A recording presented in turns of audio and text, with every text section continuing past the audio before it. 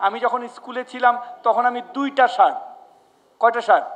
2টা শার্ট, তাও আবার রেসিডেন্সিয়াল মডেল স্কুলে হোস্টেলে থাকতাম। আমাদের 2টা সাদা শার্ট ফুল হাতা, 2টা সাদা শার্ট আর 4টা হাফ হাতা শার্ট, এই 6টা শার্ট দিয়ে আমরা 2 বছর চালাইতাম। বিকাশে কম খরচে ক্যাশ আউটের লিমিট বেড়ে 50,000, প্রিয় এজেন্টও 2টা।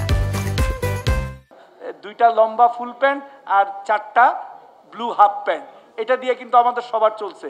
নতুন কাপড় আমরা কিনতাম শুধু ঈদের সময় 1 সেট নতুন কাপড়, বসে থাকতাম। এখন কার কয় সেট জুতা আছে আপনি চিন্তা করেন।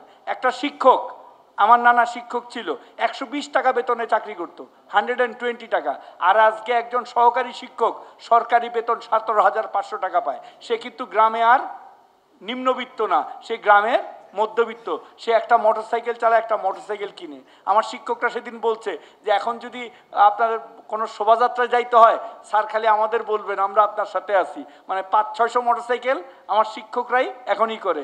আমার নাগরপুরে 2টা মোটরসাইকেল ছিল, কার কার সবাই নাম বলতে পারতো যে অমুকের 2টা মোটরসাইকেল ছিল, বা অমুকের একটা সাইকেল ছিল পাকিস্তান আমলে।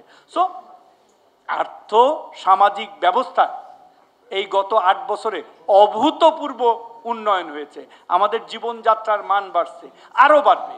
আমরা হতদরিদ্র বাংলাদেশ থেকে ডেভেলপিং কান্ট্রি থেকে 41 সালে উন্নত সমৃদ্ধ বাংলাদেশের স্বপ্ন দেখতেছি।